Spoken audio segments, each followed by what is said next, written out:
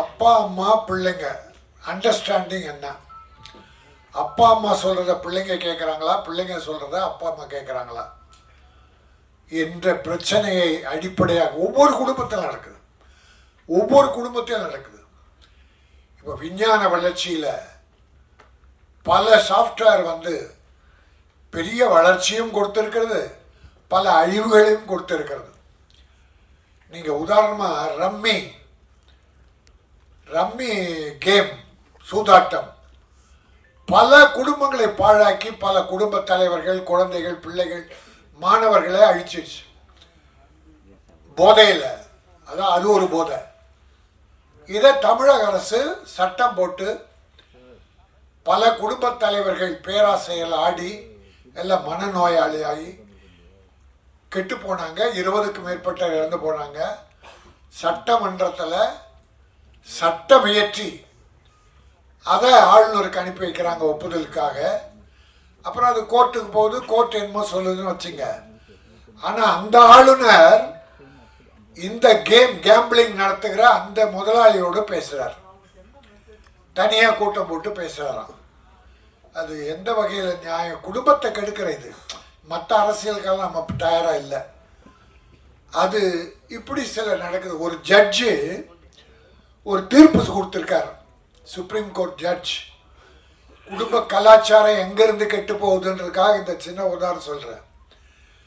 ஒரு தீர்ப்பில் ஒரு ஜட்ஜி தீர்ப்பு கொடுக்குறாரு கணவன் மனைவியில். அந்த மனைவி விருப்பத்தோடு இன்னொருவரோட போனால் அது தப்பு இல்லையா? Judgement supreme court. இதுவா நம் கலாச்சாரம் எப்படி சீர்கெட்டு போச்சுன்னு இருக்கு. அதுக்காக 1-2 உதாரணத்தை கேள்விப்பட்டதை சொன்னேன். ஏன்னா இது ஒரு அருமையான சப்ஜெக்ட், தேவையான சப்ஜெக்ட். இன்னொன்று தாய் பாசம் தந்தை பாசம் எப்படி இருக்குன்றதுக்கு ஒரு சின்ன உதாரணம். சமீபத்தில் ஒரு குடும்பத்தில் நடந்தது. அப்பா அம்மா கஷ்டப்பட்டு பிள்ளைய படிக்க வச்சு கல்யாணம் பண்ணி ஒரு குழந்தை இருக்கு. இப்போ அப்பா இல்லை, அம்மா தான் இருக்காங்க அந்த குடும்பத்தில். 8 வருஷமாக அந்த வீட்டில் நாய் இல்லை, தாய் தான் இருந்தாங்க. இந்த கணவன் மனைவிக்கு பிள்ளைக்கு, இந்த அம்மாவுடைய பிள்ளைக்கு ஒரு நாய் வளர்க்கணும்னு ஆசை. அந்த ஒரு குழந்தை இருக்கு அவங்களுக்கு, ஒரு பெண் குழந்தை. அவன் என்ன சொல்கிறான், நாய் வாங்க போகிறேன். அம்மா சொல்கிறாங்க, அப்பா வானப்பா, ஃப்ளாட் வீடுப்பா, வேறு எங்கே கிரவுண்டு கூட இல்லை, நாய் அங்கங்கே ஓடும், முடி உதிரும், வேணாப்பா அப்படின்னு அம்மா ஒரு அட்வைஸ். அவன் வந்து ஒரு பேராசிரியர், ஒரு கல்லூரியில் பேராசிரியர் இருந்து ரிட்டையர்ட் ஆனவங்க. நாய் வேண்டாம்ப்பா, பாசம் வைப்போம், அதனால் வேண்டாம். அந்த பிள்ளை என்னத்துப்பா சொன்னாங்க, அம்மா எங்களுக்கு நாய் கண்டிப்பாக வேணும், உனக்கு இஷ்டம் இருந்தால் இரு, இல்லைன்னா போயிடுது. சத்தியமாக சார் 6 மாதம் ஆச்சு சார். நாய் வேணுமா சார்? பெத்த தாய் வேண்டாமா சார்? என்ன சார் கலாச்சாரம் எங்கே போகுது? அதுக்கேற்ற மாதிரி நம்ம ஃப்ளாட் வீடு வந்து புள்ள ஒரு ரூமில், மனைவி கணவன் ஒரு ரூமில், பொண்ணு ஒரு ரூமில், எல்லாரும் எப்பாவது ஒரு தடவை தான் ஹாலில் இருப்பாங்க. பிள்ளைக்கு ஒரு ஃபோன் வருது, செல்ஃபோனு, அம்மாவுக்கு ஒன்று, அப்பாவுக்கு ஒன்று, பையனுக்கு ஒன்று வருது. 4 பேரும் ஃபோன் எடுத்துக்கிட்டு ஒருத்தன் மாடிக்கு போகிறான், ஒருத்தன் வராண்டா போகிறான், ஒருத்தன் தெருவுக்கு போகிறான், அம்மா சமையல் கட்டில் போகிறான். அண்டர்ஸ்டாண்டிங் இல்லை, என்ன பேசுகிறான்னு யாருக்குமே தெரியல. இப்பெல்லாம் முன்ன அப்பா அம்மா மாப்பிள்ளை பார்த்து பொண்ணு கல்யாணம் வச்சு நிறைய நடந்தது, நல்ல பண்பாடு.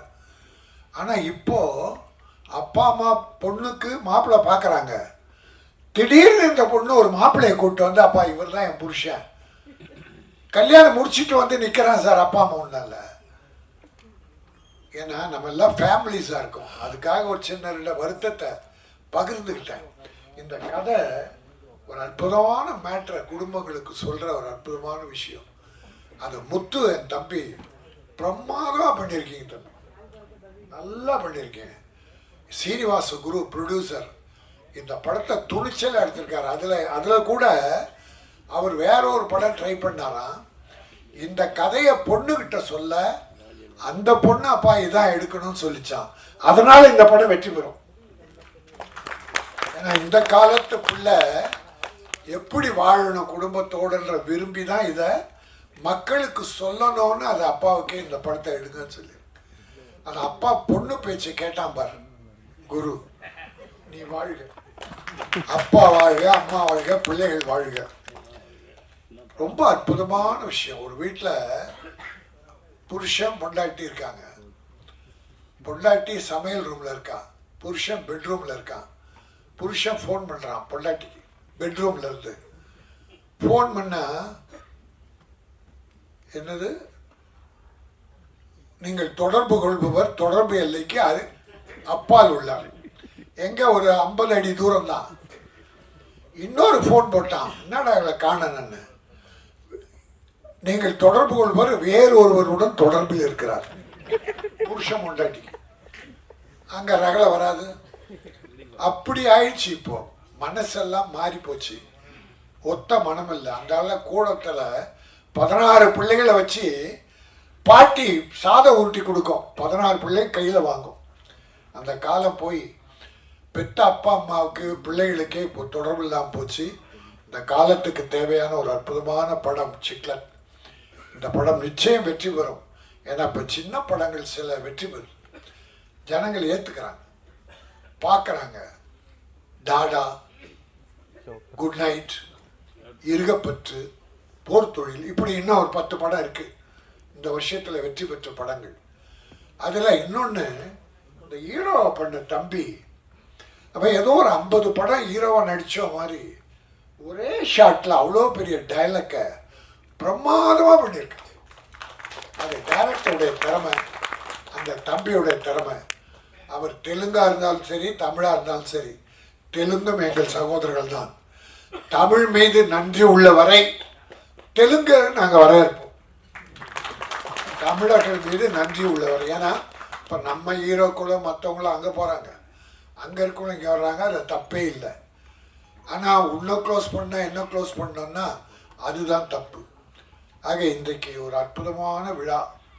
இந்த ஆடியோ ஃபங்க்ஷனில் கலந்துக்கிட்டோம். நல்ல ட்ரெய்லர் பார்த்தோம். ஒரு பானை சோற்றில் ஒரு சோறு எடுத்து அப்படி நசுக்கி பார்த்தா பானை சோறு வெந்துதான் வருத்தம். ஆனால் நான் ரசிக்கு பார்த்தத வாயில் போட்டு ருசித்து பார்த்தேன். அந்த சாதம் பிரமாதமாக வெந்திருந்தது. இந்த சிக்லெட் அற்புதமாக வேகத்தோடு அற்புதமாக பண்ண படம் மிகப்பெரிய வெற்றி பெறும். சீனிவாச குரு ஒரு நல்ல ப்ரொடியூசர் வருவார். முத்து மிகச்சிறந்த இயக்குனர் வருவார். உங்களுடைய அன்பும் ஆசையும் அவர்கள் வேண்டும். நன்றி, வணக்கம்.